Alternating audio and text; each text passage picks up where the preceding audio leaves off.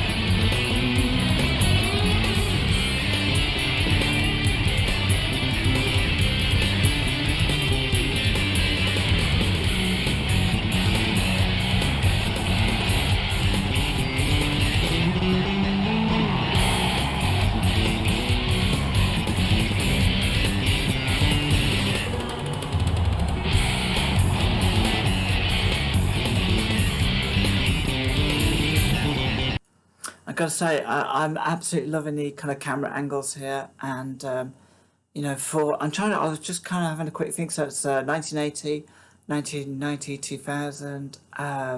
So this was like 23 years after the previous track I heard, and they look incredible. I recognize that the lead singer there, I think I've heard his name is Neil Peart. He looks fantastic, considering this is like 23 years later, and if this is indeed 2003 and not later, which would be even more impressive. But I love the camera angles especially when the drums were kind of showing, and you could just kind of see a sea of a crowd like bobbing up and down. I thought that was just kind of amazing, and the drum work that's going on. I'm always kind of like incredibly impressed by anyone who's kind of able to play the drums, to be able to do two or three different things at once, you know, with using their feet, and both hands. It just blows me away, and loving the changing pace as well in this track. And I think we're just about to go into an amazing guitar break here, so we'll just knock that back.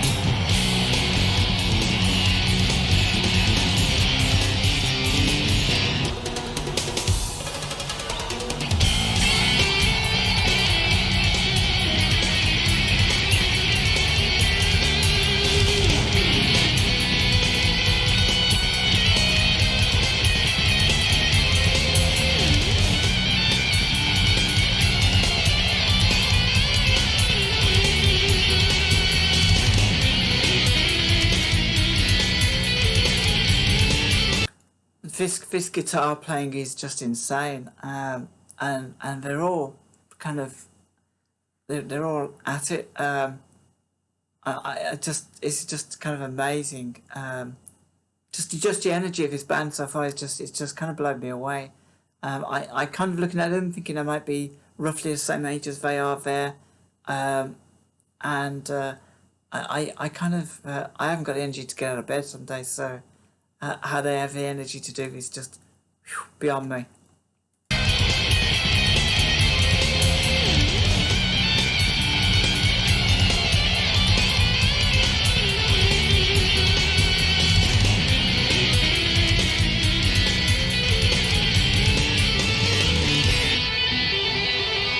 No way.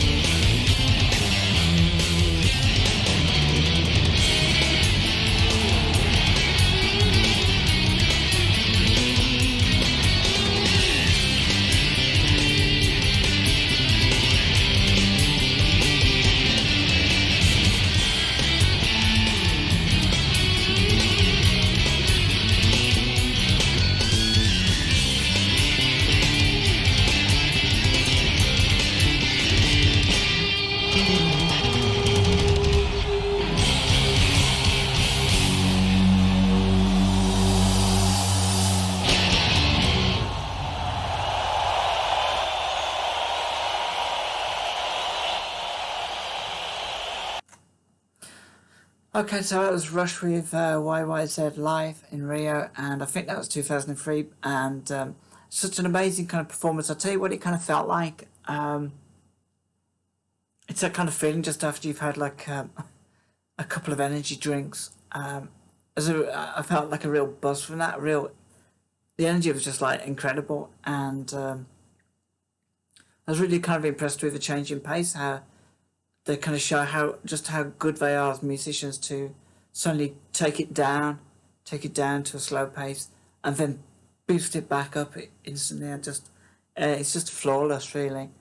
Um, such a such a great band. I've only heard two tracks from them, and I think that you kind of feel that they have a versatility as well, which whenever I kind of listen to a couple of tracks from a band, I kind of feel, I think to kind of myself, wonder, you can sort of tell if it sounds very samey, and you're thinking, okay, maybe that's about where they're at.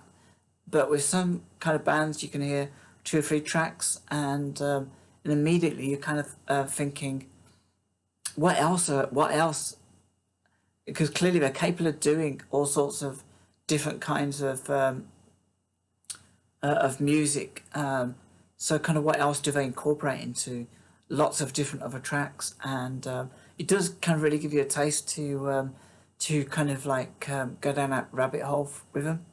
And any kind of band that kind of has a span of I don't know, from the 70s to, or maybe they even started late 60s, right up to about 2018. You kind of have to imagine that it's going to be kind of really impressive if they can keep going that long. You couldn't go that long by just doing the same thing over and over again, and I'm kind of really excited to actually look into more of their stuff. I think, guys and girls, let me know what you think about this track. Let me know what else I need to listen to next, and I will kind of surely follow up on that. Trying to kind of stay the right side of copyright with this stuff, and I've already had some really good guidance from Rush fans about what tends to kind of get blocked or copyrighted. So I'm kind of really happy to follow that guidance and be guided by you guys as to what is my next Rush track. So yeah, join me in the comments below. Let me know what you think. Let me know what you think about his concert and generally. The crowd looks just incredibly, it looks immense. And the energy from the crowd as well is fantastic. So yeah, I really enjoyed this second track. Really enjoyed it. Loved the kind of the studio video track, which was kind of blocked in every single country except Canada, and I appreciate that because they are a Canadian band. So I'm glad that I got to kind of hear the perspective from the home fans as such. I did kind of quickly Google what YYZ might mean, and kind of what came up was that it was an identifier code for an airport. I think it was Toronto. So that's kind of interesting. I'm just wondering if there's like a story behind that too, as to why they chose the title for this track from an identifier code that you kind of have on your kind of perhaps luggage when you turn up at the airport. So that's a curious one. So there's a question for you guys. So yeah, till next time, take care of yourselves. Hopefully I'll have a little bit more rock on the channel, and if you kind of Rush fans, do enjoy a bit of rock, I've kind of reacted to some kind of different stuff on my channel, rock wise, and be great if you could maybe check out a few of the other tracks I've kind of reacted to, and see if you can enjoy them too. So till next time, take care of yourselves and have a great weekend.